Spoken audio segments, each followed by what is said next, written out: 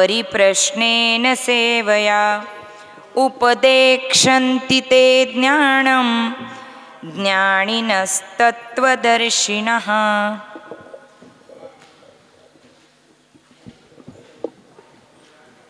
ते ज्ञानपैगा बरवे जरी मणी आथी आणावे तरी संताया भजावे सर्वस्वेसी। गुरुर्ब्रह्मा गुरुर्विष्णू गुरुर्देवो महेश्वरः गुरु साक्षात् परब्रह्म तस्मै श्री गुरवे नमः। वसुदेवसुतं देवं कंसचाणूरमर्दनं देवकी परमानन्दं कृष्णं वन्दे जगद्गुरुम्। अलंकापुरी पुण्यभूमी पवित्र तिथे नांदतो ज्ञानराजा सुपद। तया ठविता महापुण्यराशी नमस्कार माझा श्री सद्गुरु ज्ञानेश्वरासी। पुंडलीक वरदा हरिविठ्ठल श्री ज्ञानदेव तुकाराम पंढरीनाथ भगवान की जय। गोपाल कृष्ण भगवान की जय। माऊली ज्ञानेश्वर महाराज की। जगद्गुरु तुकाराम महाराज। संत श्री निवृत्तीनाथ महाराज की। आदिशक्ति मुक्ताबाई की जय। पवनपुत्र हनुमान की जय। गंगा गोदावरी माता की जय। सच्चिदानंद सद्गुरु संत ब्रह्ममूर्ति दामोदरजी महाराज की जय। तद्विद्धि प्रणिपातेन परिप्रश्नेन सेवया उपदेक्षन्ति ते ज्ञानं ज्ञानिनस्तत्त्वदर्शिनः। ते ज्ञानपैगा बरवे जरी मणी आथी आणावे तरी संताया भजावे सर्वस्वेसी। आज श्री क्षेत्र पाचोरे वणी प्रति पंढरपूर नगरी आणि त्याचबरोबर प्रातस्मरणीय आदरणीय वारकरी संप्रदायात ज्यांचा अधिकार आहे आणि परमपूज्य प्रातस्मरणीय आदरणीय गुरुवर्य जोग महाराज यांच्या वारकरी शिक्षण संस्थेतील एक आदर्श विद्यार्थी म्हणून फक्त नाशिक जिल्हा आणि महाराष्ट्रातच नव्हे संपूर्ण भारतात प्रसिद्ध असलेले संत तुमची आमची गुरुमाऊली सच्चिदानंद सद्गुरू संत ब्रह्ममूर्ती दामोदरजी महाराज यांच्या चरणी, तुम्हा श्रोत्यांच्या चरणी परमपिता पांडुरंग रुक्मिणी माता, स्वयंभू ओंकार, इथे प्रकट झालेली गंगा, आपणासमोर जे मंदिर आहे ती श्रीमद भगवद्गीता, या बाजूला सिद्धेश्वर महादेव सिद्धपिंड जागृत देवस्थान, असं महान तीर्थक्षेत्र ज्यांनी निर्माण केलं त्या ब्रह्ममूर्ती दामोदर महाराजांची ही गुरुगादी, आणि आपण सर्वजण भाविक आज इथे गुरुपौर्णिमेचा परम पावन असा मंगल पर्वकाळ आणि त्या पर्वकाळामध्ये सुस्नात होऊन आपला उद्धार करण्याच्या उद्देशाने आज इथे एकत्रित जमलेलो आहोत। आणि या पर्वकाळामध्ये माझ्या वाट्याला आलेली जी सेवा आहे या सेवेकरिता घेतलेला चिंतनाकरता जो श्लोक आहे हा श्रीमद भगवद्गीतेतील 4थ्या अध्यायातील 34 क्रमांकाचा श्लोक आहे आणि त्यावरील ही जी ओवी माऊलीने केलेलं जे निरूपण आहे ते ज्ञान पैगा बरवे, जरी मणी आथी आणावे, तरी संताया भजावे सर्वस्वेसी. यावर आपण उरलेल्या वेळेत चिंतन करणार आहोत. खरं तर इथून जवळच जाणारा राष्ट्रीय महामार्ग NH3 नॅशनल हायवे नंबर 3, राष्ट्रीय महामार्ग क्रमांक 3, आणि आज त्याचं स्वरूप असं झालंय, कसं झालंय मंडळी, एक्सप्रेस हायवे. आता मला सांगा, या एक्सप्रेस हायवेवरून धावणाऱ्या गाड्या कशा असतील? साध्या असतील, लोकल असतील, सामान्य असतील, इंजिन असेंबल केलेलं असेल की ब्रँडेड कंपनीचं असेल? काय वाटतंय तुम्हाला? ऑर्डिनरी गाडी जे त्या क्षेत्रात आहेत, कायम प्रवास करतात, कायम वाहन चालवतात, त्यांना विचारा की कुठलीही गाडी जर आपण हायवेला घेऊन गेलो तर आपला टिकाव लागणार नाही. चालवणारा सुद्धा तितकाच क्षमतेचा, पात्रतेचा, कुवतीचा असावा लागतो. अशाच व्यक्तीने एक्सप्रेस हायवेला गाडी चालवायची असते. हा साधा व्यवहारातला नियम. बरोबर बोलते मी जागेपणी बोलते. आपण सर्वजण आहात. कुठे आहात? परमपूज्य आदरणीय प्रातस्मरणीय ब्रह्ममूर्ती दामोदरजी महाराज, तुमची माझी गुरुमाऊली. आणि महाराष्ट्र भूमी ही संतांची भूमी असली तरी सुद्धा आज गावोगावी अनेक संत आहेत. होतील, झालेत, झाले बहु, होतील बहु, परंतु या समहा ब्रह्ममूर्तींसारखे ब्रह्ममूर्तीच का? आधी केले मग सांगितले. एथ वडील जे करती, तया नाम धर्मो ठेविती. अहो, आमच्या या मायबापाने परमपूज्य ब्रह्ममूर्ती दामोदर महाराजांनी आम्हाला हा वारसा दिलाय. कोणता वारसा दिलाय? वारकरी संप्रदायाचा. कोणता वारसा दिलाय? माझ्या जन्माच्या आधी माझंच वयाचं अर्धशतक झालं,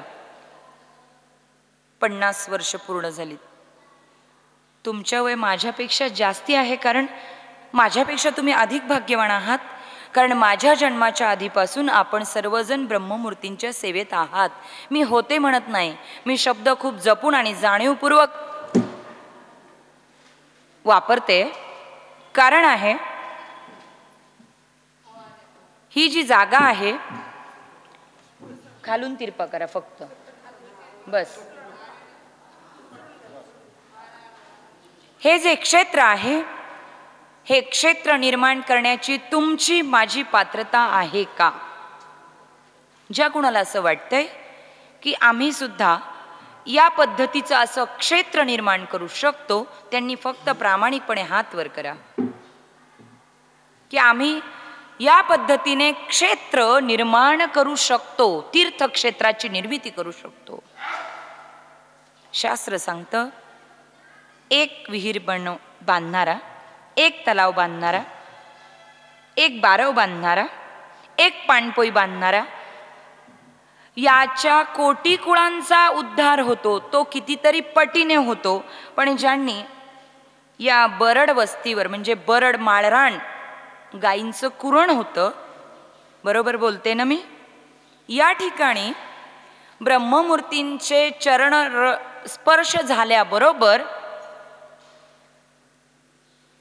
जिथे संतांचं आगमन होतं ना, तिथली काही शुभ लक्षणं मी ब्रह्ममूर्ती माऊलींच्या मुखातून ऐकलेली आहेत.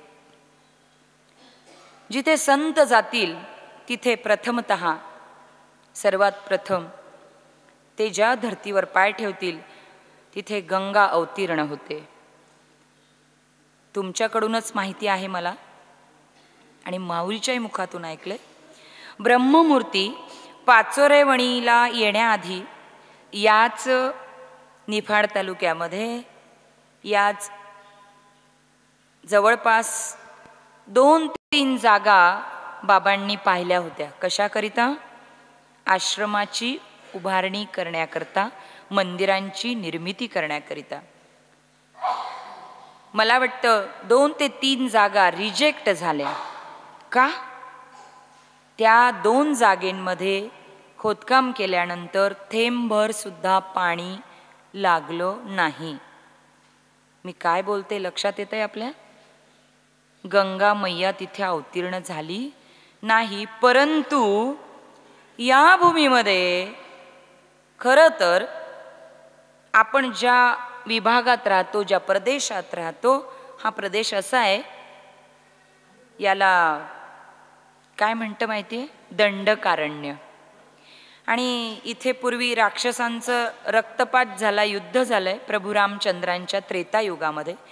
आणि जिथे आपण आता रस्त्याने ये जा करतोय, याच मार्गाने श्री प्रभू रामचंद्र सीतामाय आणि बंधू लक्ष्मणासमवेत इथून गेलेत, म्हणून हा आश्रम इथेच आहे. याचा पुरावा तुम्हाला पडताळून पाहायचा असेल, चेक करायचं असेल तर इथून पुढे जायचं. त्रिगुणात्मक त्रयमूर्ती दत्त हा जाणा, बरोबर ना? यांचं आजोळ श्री क्षेत्र करंजी, तालुका दिंडोरी येथे आहे. बोलू नका कृपया. या दिंडोरी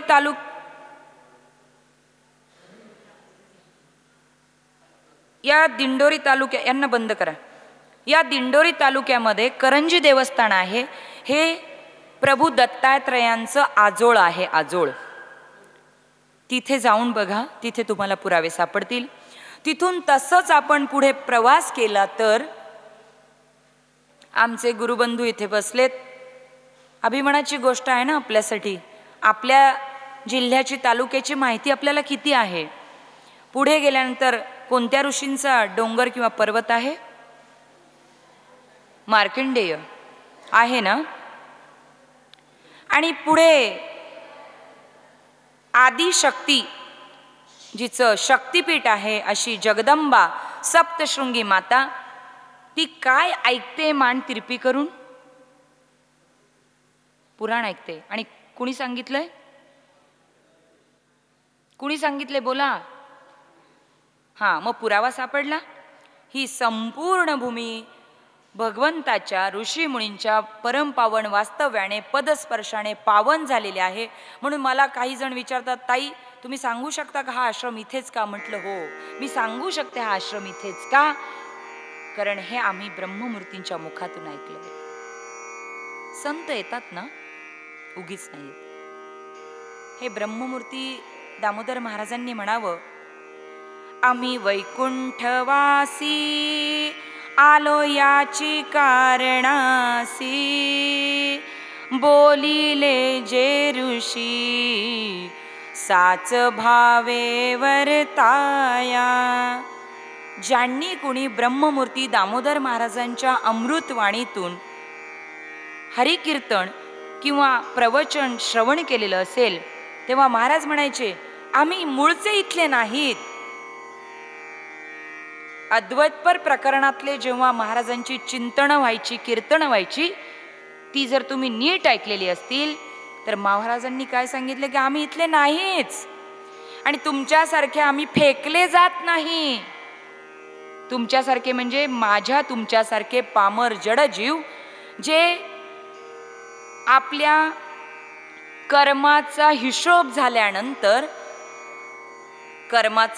झाल्यानंतर पाप पुण्याचा झाडा झाल्यानंतर आपलं जी गोळाबेरीज होईल त्याप्रमाणे 84 लक्ष खाणींमध्ये आपला जन्म होतो. ऐकलं असेल आपण,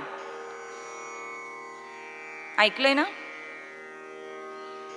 असं आपलं आहे. मग आपण काय म्हणतो? हा देह नाशिवंत. बोला ना, बोला. मळमूत्राचा वरी चर्म घातले रे. किळस वाटते हो. कृमी कीटकांचा सांदा, रवरव दुर्गंधी रे. अमंगळतीचा बांधा. एवढं वर्णन संतांनी केल्यानंतर सुद्धा मला सांगा, आरशापुढे दररोज सकाळी स्नानानंतर उभं राहिल्यावर जगातली सर्वात सुंदर व्यक्ती कोण असते? जो किंवा जी, जो पुरुष किंवा जी स्त्री त्या आरशासमोर उभी राहते, त्यावेळेस आरशाला प्रश्न विचारते, जगात सर्वात सुंदर कोण आहे या सेकंदाला? आरसा खोटं बोलतो, तो सांगतो तूच जगातली सर्वात सुंदर व्यक्ती आहे. आणि तिथेच आपण फसतो, कारण ही सर्व माया आहे, हा सर्व भ्रम आहे. या सुंदर 3.5 हाताचं नरदेहाचं मूल्य मला केव्हा कळतं माहितीये?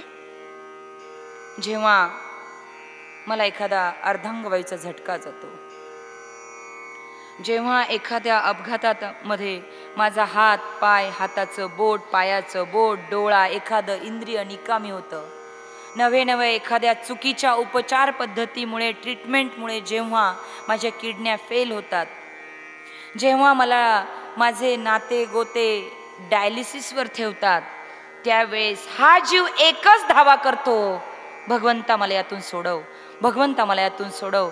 आता ह्या यातना मला सहन होत नाही, ह्या वेदना मला सहन होत नाही. याच्याही पलीकडे जाऊन सांगू, सुंदर असं रम्य बालपण, मानवी जीवनातली सकाळ प्रत्येकाला आवडते. खेळता खेळता खेळता बालपण निघून जातं. तारुण्यावस्था, रणरणत ऊन दुपारचं तारुण्य म्हणजे किती त्रास, किती कष्ट, किती दुःख, किती यातना. आणि हे संपूर्ण जीवनातली सायंकाळ म्हणजे वार्धक्य येतं कुठे नाही. बंगला बांधून होतो, शेती भरपूर विकत घेतली जाते, मुलांचा बिझनेस व्यवसाय विस्तार पावतो. आणि हे सगळं झाल्यानंतर, माझ्या रिटायरमेंट नंतर मात्र माझी सर्व गात्र गलित होतात. जेव्हा मला फुटाणे खायचे असतात, तेव्हा माझ्या तोंडात उलट झालं ना, जेव्हा माझ्या तोंडात दात असतात भक्कम, तेव्हा मला फुटाणे खाता येत नाही. आणि जेव्हा माझ्या हातात भरपूर फुटाणे असतात, तेव्हा माझ्या तोंडात दात असत नाही. ही जर मानवी जन्माची व्यथा आहे, हे जर अंतिम शाश्वत सत्य आहे. आणि याच्याही पुढे जाऊन मी म्हणेन, खरं तर शाश्वत सुख आणि वास्तव मानवी जीवनातलं वेगळंच आहे. ते कोणतं आहे? याजसाठी केला होता अट्टहास, कशासाठी? शेवटचा दिस गोड व्हावा. एवढं सगळं जन्माला आल्यापासून केलं कशासाठी? तर माझा शेवट गोडच व्हावा. ताई, माझा म्हणजे या पामर जडजीवाचा. हे मॉडेल मिळालंय, याची गॅरंटी वॉरंटी किती वर्ष? बोला ना, मोकळं बोला, आज मोकळं व्हा गुरूंपुढे. 125, 105, 110. ज्या माझ्या इथे बसलेल्या गुरु भगिनी, ज्यांना बाकीच्या आज्या म्हणतात, पण त्या माझ्या मोठ्या गुरु भगिनी म्हणजे ताया आहेत, माई आहेत, नाणी आहेत. नाणी 105 ना? मीच करेन कीर्तन. तुम्ही आत्याबाई 100 ना? कुसुम मावशी नॉनस्टॉप. इकडे कुणी आहे का? हात वर करून सांगा, मी इतकी वर्ष जगणार आहे. मी तुमच्या घरी येऊन दास सेवा करायला तयार आहे. हात वर करा फक्त. मी इथली सेवा सोडून देईन की ताई मी 100 वर्ष जगणार, मी लगेच येते तुमच्या घरी. आहे कुणी? क्षणभंगूर नाही भरवसा, मासी पाख पाखडे तव हे सरे. आईच्या उदरातून जन्माला आल्यानंतर घेतलेला पहिला श्वास आणि मृत्यूशय्येवर घेतलेला शेवटचा श्वास, या पहिल्या आणि शेवटच्या 2 श्वासातलं अंतर म्हणजे तुमचं माझं जीवन. आणि या जीवनाचं, मानवी जीवनाचं मूल्य ज्याला कळलंय, तो हा अमूल्य किमतीचा नरदेह व्यर्थ वाया घालवणार नाही, घालवत नाही. हे माझ्या पदरचं नाही, हे ब्रह्ममूर्तींनी दिलेलं जे तत्वज्ञान आहे. कारण माझ्या जीवनात मला भेटलेले महात्मा म्हणजे ब्रह्ममूर्ती दामोदर महाराज. माझ्या जीवनात मला भेटलेले अद्वितीय असे विद्वान पंडित आचार्य म्हणजे ब्रह्ममूर्ती दामोदरजी महाराज, माझ्या जीवनात मला भेटलेले नाडी तज्ज्ञ आणि आयुर्वेदाचार्य म्हणजे ब्रह्ममूर्ती दामोदरजी महाराज, माझ्या जीवनात मला भेटलेली माझी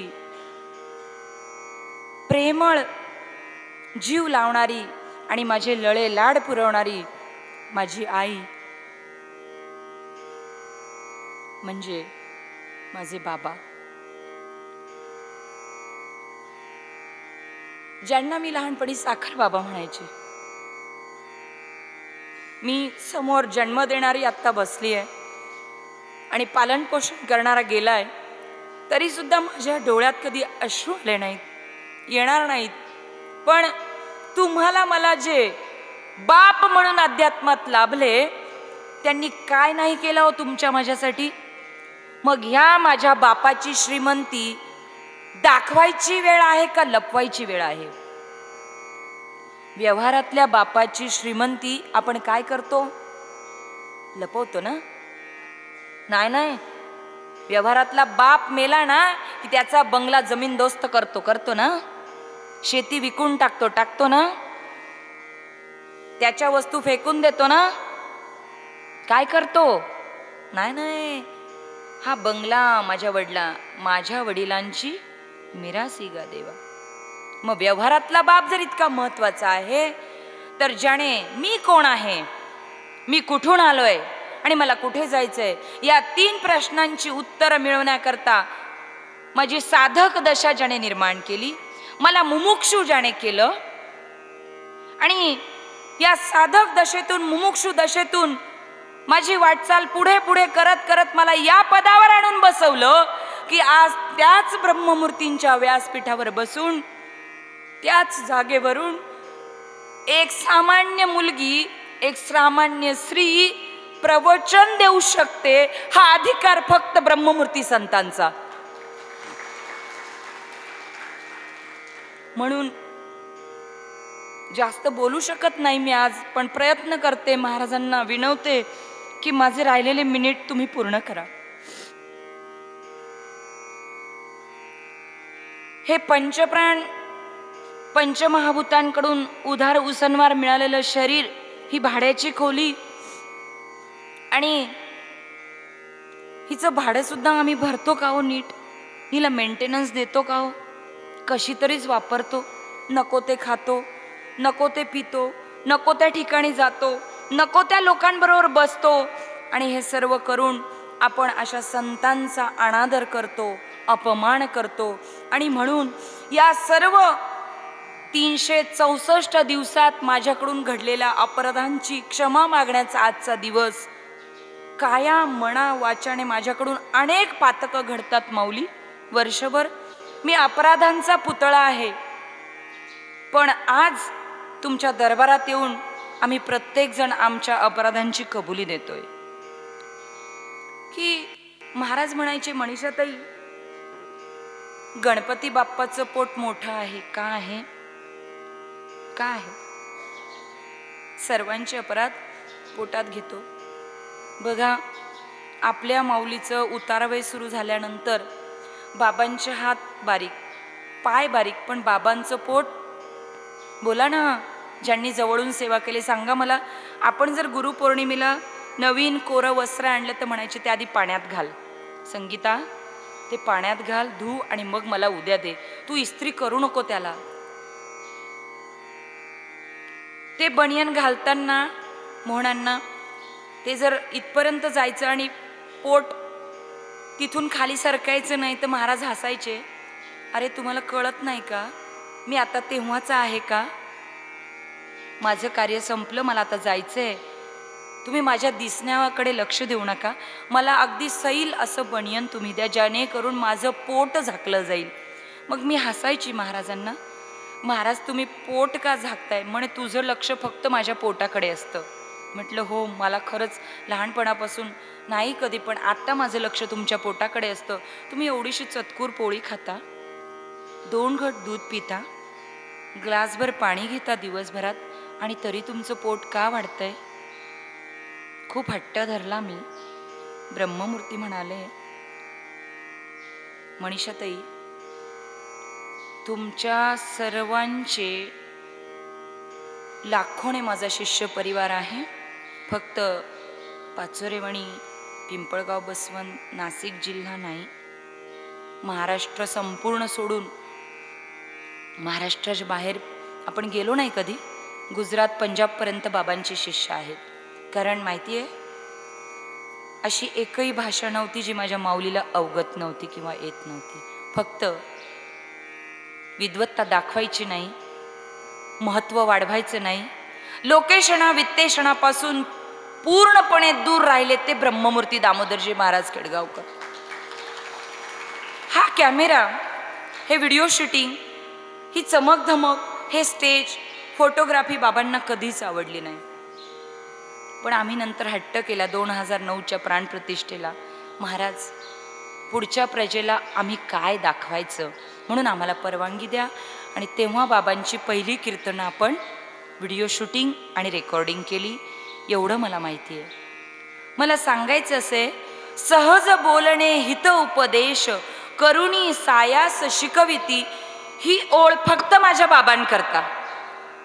हा अभंग आहे ना, काय सांगू आता संतांचे उपकार, मज निरंतर जागविती. फक्त 2020 पर्यंत नाही जाग केलं. मला सांगा, इथे कालपासून मुक्कामी आलेल्या खूप वारकरी आहेत. किती जण रात्री झोपले? हात वर करा बरं. आता बघा तुम्ही, किती जण रात्रभर जागे होते? हात वर करा. मी होती. माझ्याबरोबर किती जण जागे होते? मावशी हात वर करा. कोण कोण जागे होते? लाजू नका.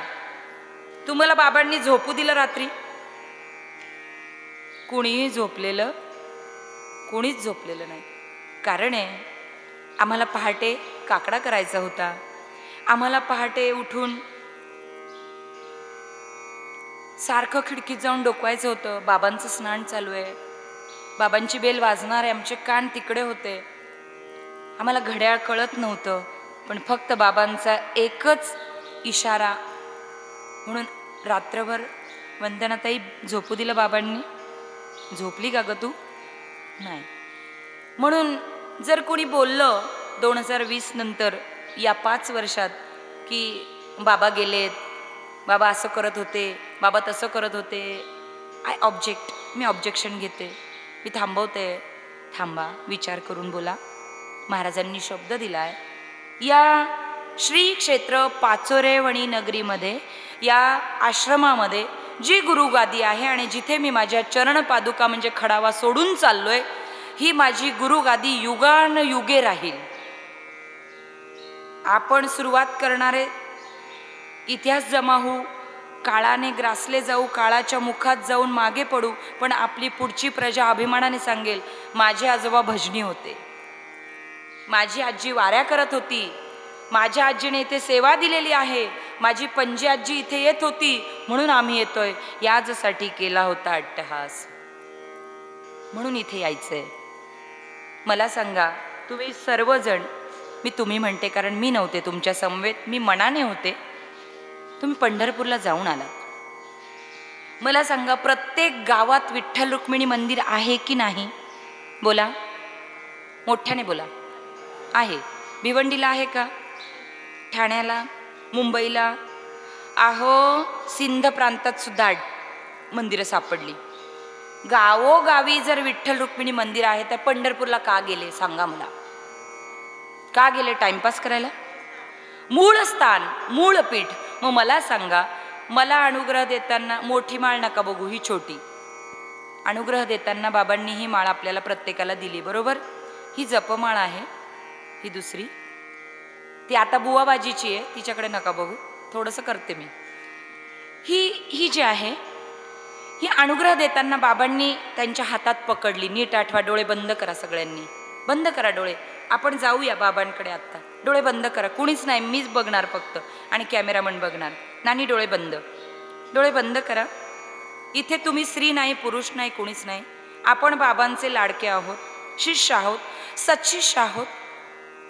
आपण बाबांकडे अनुग्रह घेण्यासाठी आलेलो असताना आपल्याला लवकर प्रवेश मिळाला नाही. आणि जेव्हा मिळाला तेव्हा बाबांनी समोर बसवलं.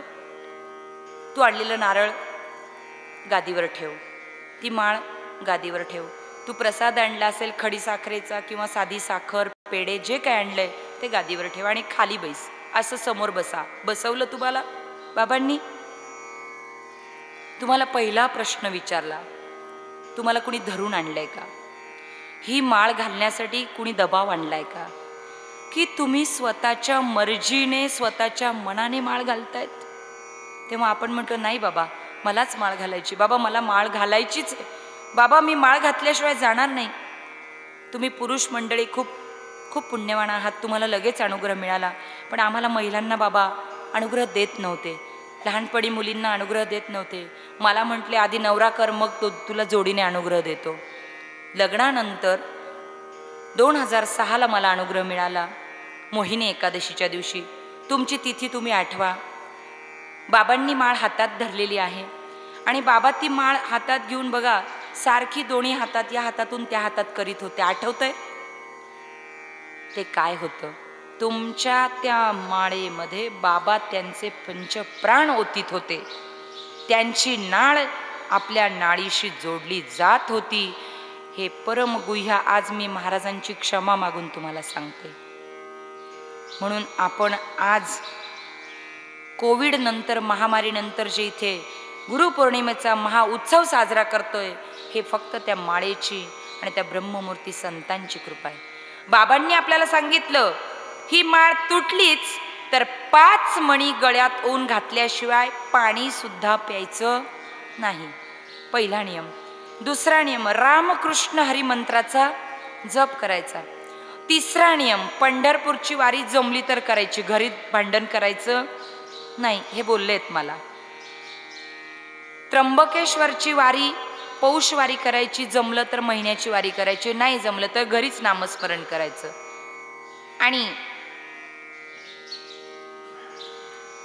आणि काय सांगितलं? आपण जी माळ घालतोय ही माळ घातल्यानंतर महाराज म्हणायचे आता ही तुझी गुरुगादी. दर गुरुपौर्णिमेला कुठे यायचं? पाचोरे वणीलाच यायचं, कारण ही तुमची गुरुगादी आहे. हे सर्वांना बोललेत का मलाच बोललेत? बोला ना. आता याच्याही पुढे जाऊन ज्ञानेश्वर माऊलीची, परमपिता पांडुरंगाची, सर्व संतांची आणि महाराजांची क्षमा मागून मी बोलते. मला सांगा, जी गळ्यात मंगळसूत्र घालते ती पतिव्रता की जिच्या गळ्यात मंगळसूत्र आहे ती पतिव्रता?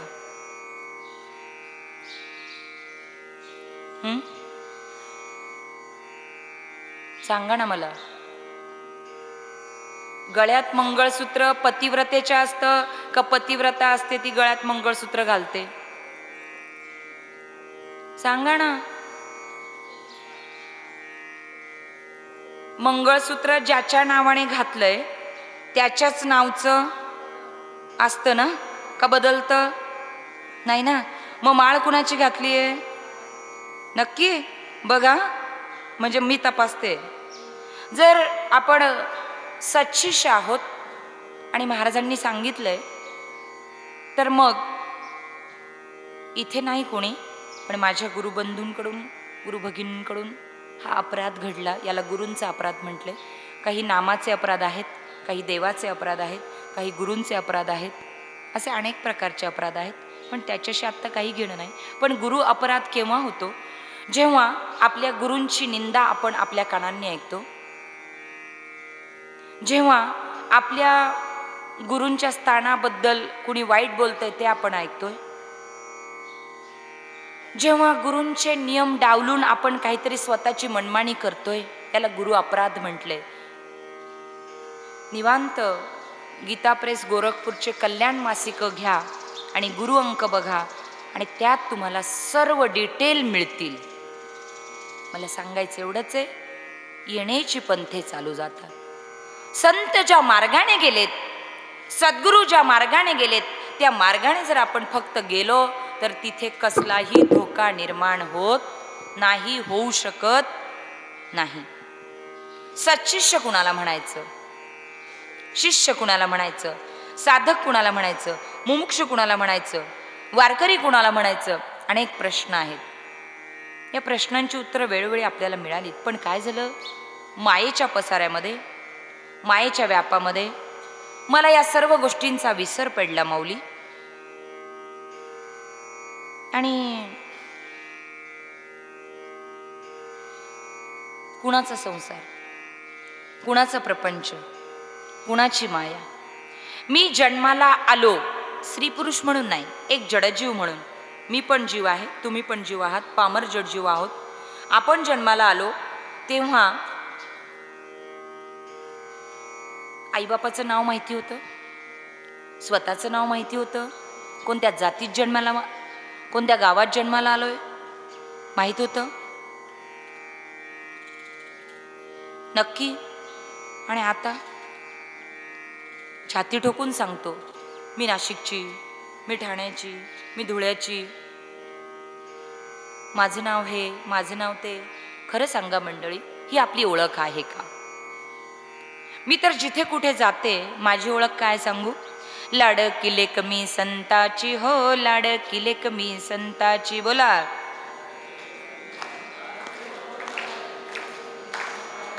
लाडकिले कमी संताची हो, लाडकिले कमी संताची.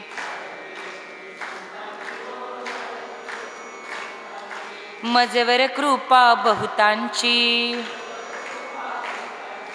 मजवर कृपा बहुतांची. लाडकिले कमी संतांची हो, लाडकिले कमी संतांची.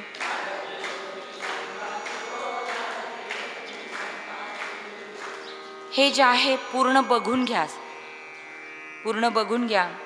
आता नाही सांगणार, पण हा जीव लाडका असतो फक्त संतांचा, फक्त भगवंताचा आणि श्री गुरूंचा. कारण आहे, आई जन्म देणाऱ्या व्यवहारातली प्रसूती करते, म्हणजे 9 महिने 9 दिवस पोटात ठेवते, पण जन्म दिल्यानंतर स्वतःपासून विभक्त करते, दूर करते. करते ना, ती नाळ कापली जाते ना, कापली जाते, बरोबर ना. पण सद्गुरूंशी, श्रीगुरूंशी, संतांशी या रूपाने, अनुग्रहाच्या रूपाने आणि या तुळशीच्या रूपाने आपली माळ ही जी आहे हिच्या रूपाने नाळ जोडली जाते. म्हणून आपण म्हणतो की महाराज पहाटे माझ्या स्वप्नात आले, बाबांनी मला दृष्टांत दिला,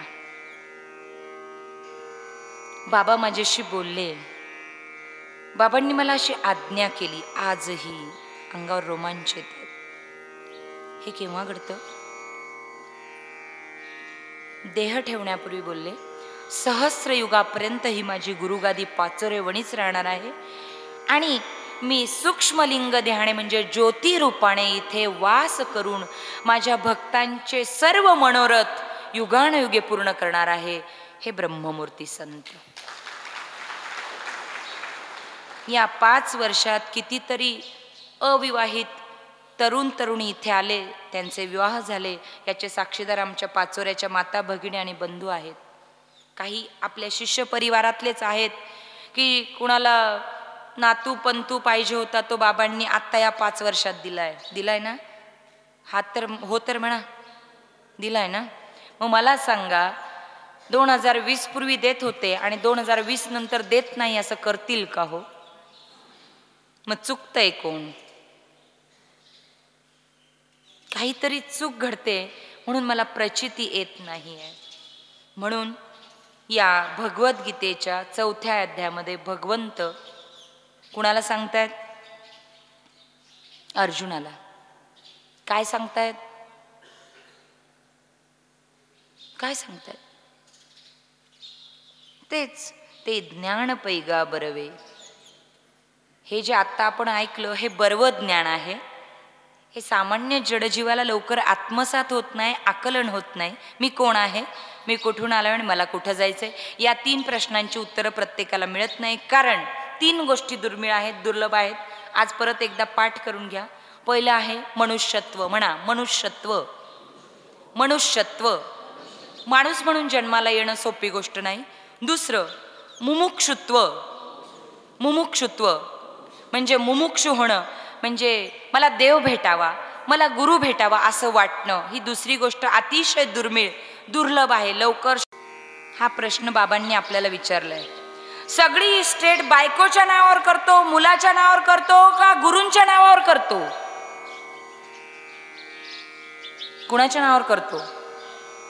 हो, विमान पाठवणार आहेत ते स्वर्गाहून, म्हणून त्यांच्या नावावर करतो.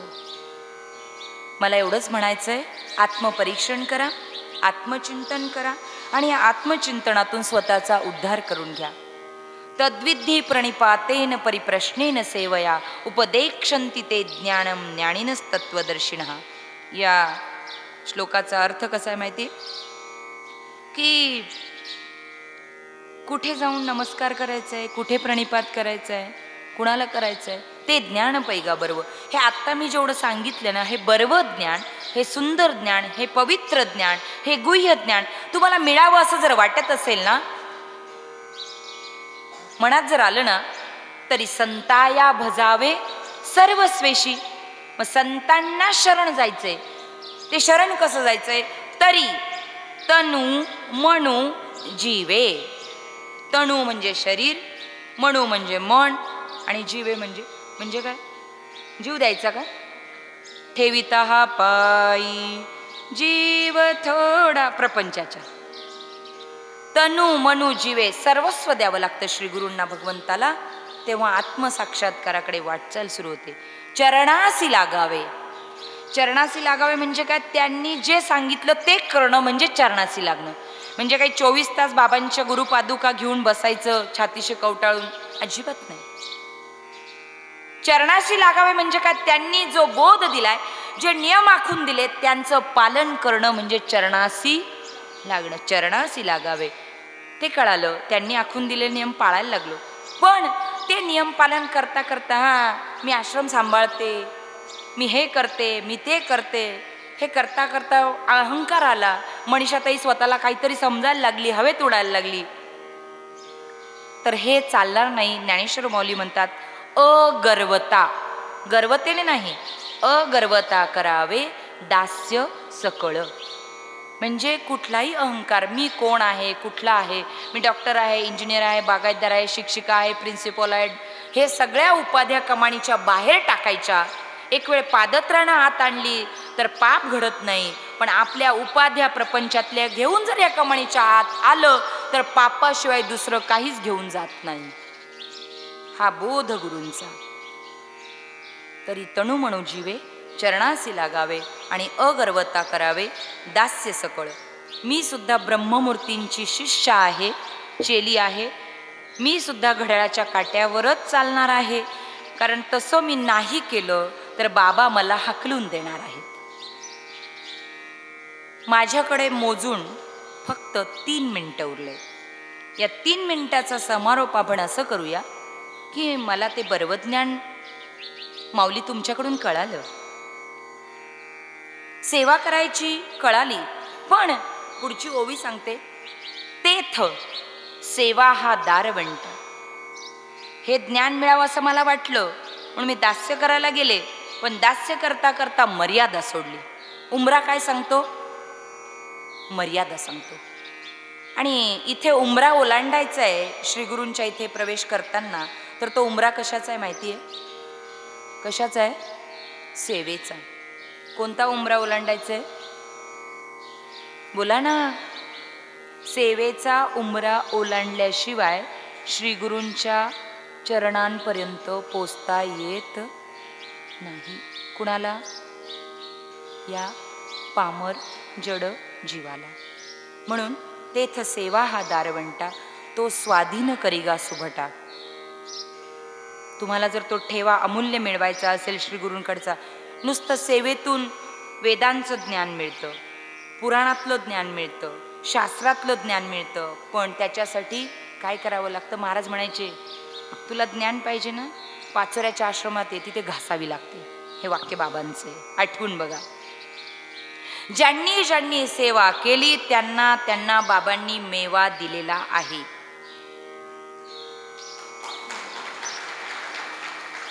तो मेवा, ती प्रॉपर्टी कोणतीही ज्याचे त्याने ठरवायचे आहे. फक्त पथ्य नाम विठोबाचे.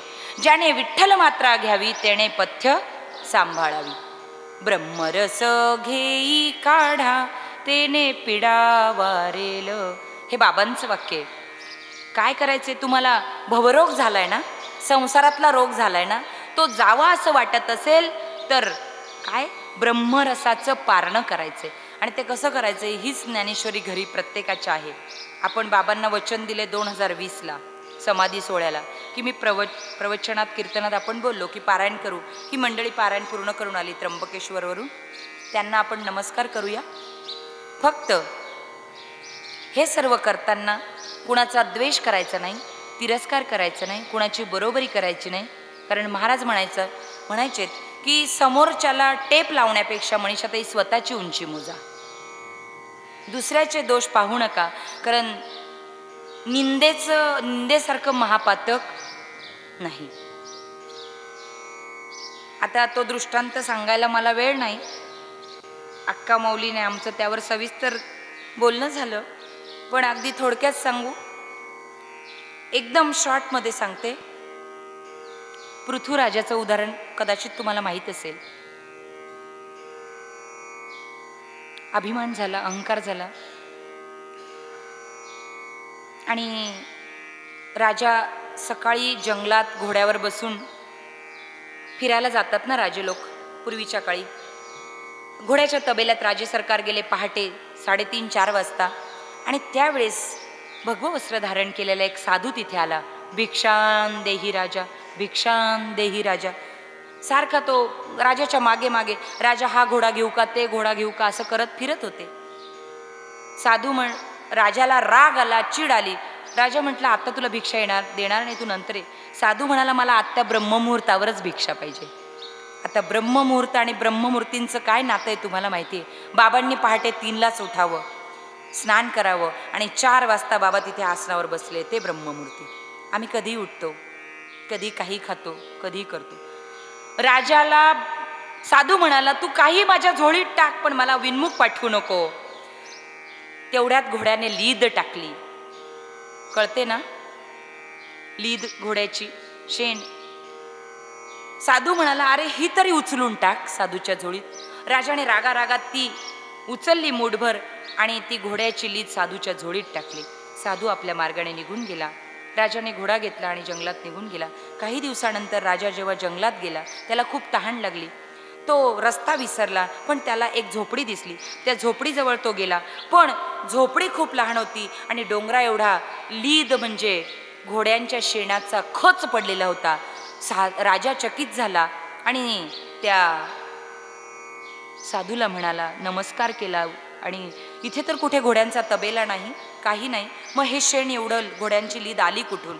साधूला नमस्कार केला आणि विचारला, महाराज आपण साधू आहात पण आपल्या या पर्णकुटीच्या दारामध्ये एवढा मोठा ढीग का पडलाय. तेव्हा साधू म्हणाले, राजा हे तुझं पाप आहे आणि हा ढीग तूच उचलणार आहे. राजाने लोटांगण घातलं त्या साधू समोर, त्या संतासमोर आणि